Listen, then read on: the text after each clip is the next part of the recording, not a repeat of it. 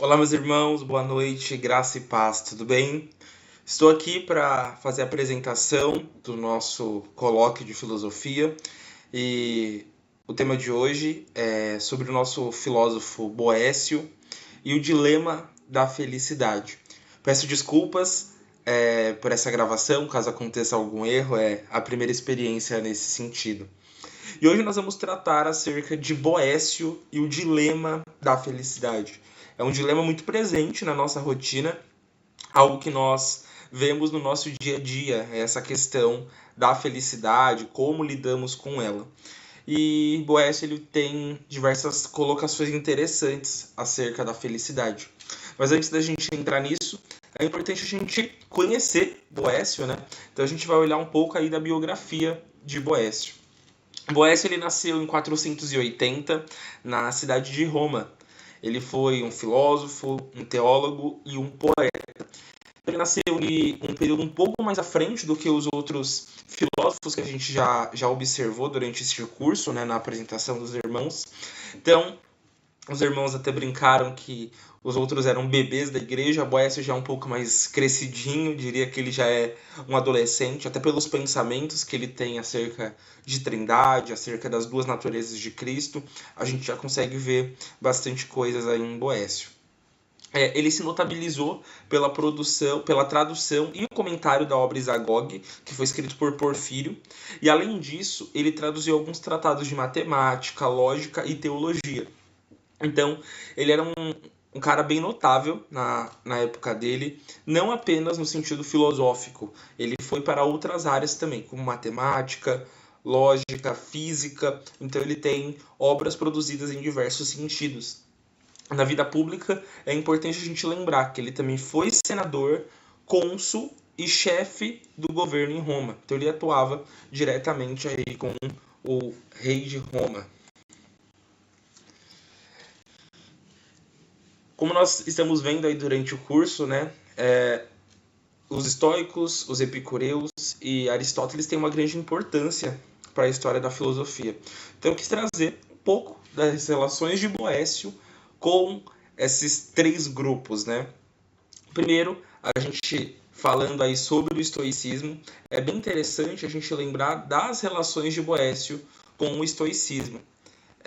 A gente consegue observar que Boécio ele foi um notável nesse sentido, né, nas relações dele com o estoicismo, pois ele abraçou muitas ideias do estoicismo, mas colocando elas dentro de uma moldura cristã, como nós vamos ver acerca aí da felicidade. Já com o epicurismo, ele tem uma relação de distância. Ele combateu o epicurismo, né, que buscava o prazer à torto e à direita, a qualquer custo. Ele se notabilizou no combate a esse tipo de coisa. E já com Aristóteles, a questão dele é bem interessante, pois ele foi uma das pessoas bem influentes de trazer o pensamento aristotélico para o Ocidente, principalmente no que se desencadeou ali na Revolução Francesa, também no período do Iluminismo. Muito da obra de Boécio foi utilizada nesse sentido, e ele usou muito da lógica aristotélica para isso, apesar dos seus pensamentos estarem mais relacionados com Platão. A principal obra de Boécio é A Consolação da Filosofia. Eu tive a oportunidade de ler essa obra enquanto estava preparando o colóquio para os irmãos. E essa obra é interessante que ele escreveu enquanto ele estava preso nos seus últimos momentos de vida. E ela é considerada por muitos como a obra mais inspiradora e mais importante da Idade Média. Porque, como eu já disse, ela inspirou o início do renascentismo, inspirou muitas ideias iluministas, e nesta obra ele trata de diversos dilemas da vida cotidiana, em especial a questão da felicidade, que é exatamente o tema do nosso colóquio. Em determinado trecho da obra, ele faz críticas a diversas correntes filosóficas, como eu disse anteriormente, principalmente ao epicurismo. Ele costuma bater bastante no epicurismo. Resumindo um pouco da obra para os irmãos, é interessante que o que ele faz é basicamente trabalhar a questão de vida cotidiana, lida com Deus, tudo isso é uma coisa que ele acha bem importante de trabalhar nesta obra. E esta obra é basicamente um diálogo de Boécio com a filosofia. A obra é de fato uma conversa, ele vai conversando com a filosofia e assuntos cotidianos são tratados a partir de uma ótica filosófica. Então é um livro bem gostoso de ler, uma leitura, apesar de ser uma leitura de filosofia, né, que normalmente são leituras um pouco mais complexas, essa é uma leitura até que fácil, pois ela é um diálogo e trata de assuntos muito pertinentes para nós.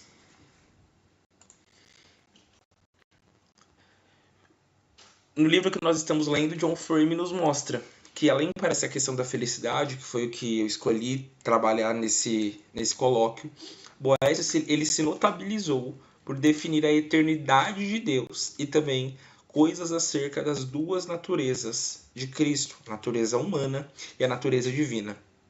Aqui eu trouxe uma citação, do Frame, que os trabalhos acadêmicos clássicos de Boécio estabelecem um modelo para pensadores medievais posteriores, como São Tomás de Aquino. Então, Frame ele afirma que São Tomás de Aquino bebeu muito da fonte de Boécio. E aqui, meus irmãos, apesar de estar fazendo essa apresentação online, eu vou trazer uma problemática aqui para que a gente pense, acerca da felicidade. Coloquei aí um rostinho feliz, a palavra feliz em inglês, e uma foto da Bíblia. E aí, pensando na nossa problemática, assista esse vídeo. $100.000. Mulheres, automóvel. Mulheres, iate. Mulheres, mansões. Mulheres. É bem simples a problemática. No vídeo anterior, nós vemos um personagem imaginando aquilo que lhe traria felicidade. E essa busca é visível na nossa sociedade e até mesmo dentro das nossas igrejas. Igrejas essa que, Deus permitindo, nós seremos pastores. Portanto, se faz necessário nós respondermos algumas perguntas. Eu quero que os irmãos reflitam nessas perguntas. Primeiro, o que é a felicidade? Segundo, a felicidade é relativa? Então, nesse momento, apesar da gente não ter esse momento na sala de aula, eu vou pedir para você pausar o vídeo e responder esta pergunta. Feito isso, respondida essa pergunta, a gente vai pensar em mais uma pergunta.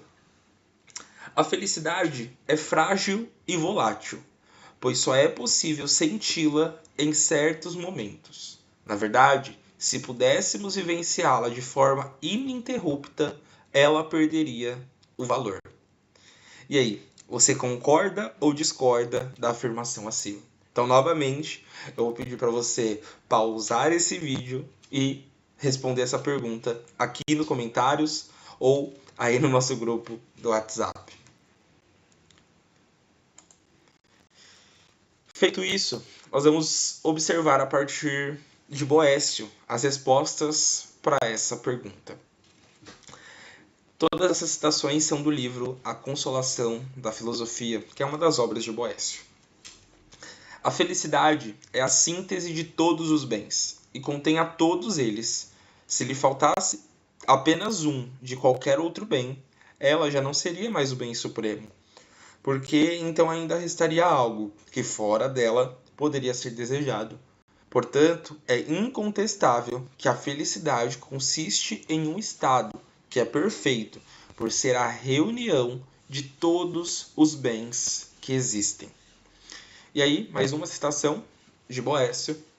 Tens aí, então, diante dos teus olhos, a síntese dos bens humanos, riquezas, honras, glória, poder e prazeres, que é exatamente o que o personagem que a gente viu anteriormente busca, riquezas, honra, glória, poder e prazer. Além das alegrias, Epicuro não encontrava nada na vida que pudesse ser chamado de bem. Aqui Boécio ele traz aquilo que eu comentei, o seu debate contra os epicureus. Por isso, em sua doutrina, ele considerou o prazer como o supremo bem, pois, pela lógica, todos os outros bens proporcionam prazer ao coração do homem. Então aqui ele está fazendo algumas críticas à questão de como a sociedade enxerga a felicidade. Vale lembrar que isso daqui foi escrito aproximadamente no ano 500. E no ano de 2024, nós continuamos vendo a nossa sociedade buscar riquezas, honras, glória, poder e prazeres. O Boyle ele continua, e agora a gente vai trazer um pouco para nós, né? A felicidade sob a ótica teísta trinitária canônica. Boécio ele afirma isso com muita clareza, ele deixa muito claro o que é felicidade sob a ótica teísta trinitária canônica, que é o que nós precisamos entender. Prosseguiu ela, a filosofia, né, que eu disse que é um diálogo, então prosseguiu ela, a filosofia. Portanto, os bens deste mundo concedem aos homens uma vaga semelhança da felicidade verdadeira ou satisfações incompletas que não são capazes de saciá-los, mas nunca a felicidade perfeita e verdadeira. Concordo plenamente, Boécio respondendo à filosofia. Então a filosofia faz esse apontamento para Boécio, né? Que os bens deste mundo concedem aos homens uma vaga semelhança da felicidade. Então, se os bens desse mundo concedem apenas uma vaga lembrança do que é felicidade, onde nós podemos encontrar a felicidade? Como nós podemos ajudar o mundo no dilema da felicidade? Boécio também nos responde essa pergunta. Vejamos então onde se encontra essa felicidade. Deus, que é o primeiro de todos os seres, é o próprio bem, como confirma o consentimento unânime de todos os homens. Já que não existe nada melhor do que Deus, é inegável que o melhor dentre todos os seres é o próprio bem. Então, essa felicidade nós podemos encontrá-la em Deus. E isso é a mensagem que nós devemos levar ao mundo. A nossa filosofia ela deve ser uma filosofia teísta trinitária canônica. E a partir dela, nós vamos mostrar ao mundo que a felicidade nós a encontramos em Deus. Eu trago aqui mais uma citação para a gente ir concluindo esse pensamento, que é exatamente a ideia de Boécio nessa citação. Portanto, para que não prolonguemos demais esse raciocínio, é preciso recordar que Deus, ser soberano, possui em si mesmo o sumo e perfeito bem. E como a felicidade está no sumo bem, como já o demonstramos, daí resulta que a felicidade está em Deus soberano. E nós vamos continuar vendo isso ainda nesse vídeo, mas agora de uma maneira um pouco diferente, de uma maneira musical. A gente vai ver o que é felicidade.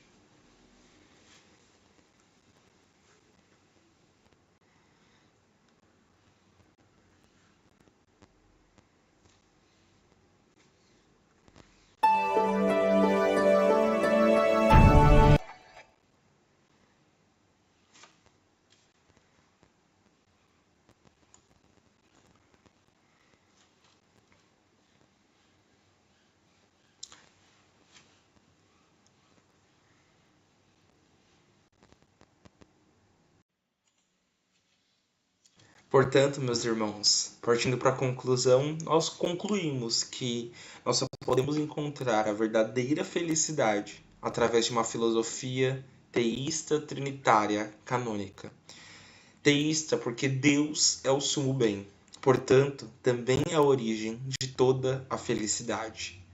Trinitária, esse Deus que é o sumo bem é, em essência, Pai, Filho e Espírito Santo.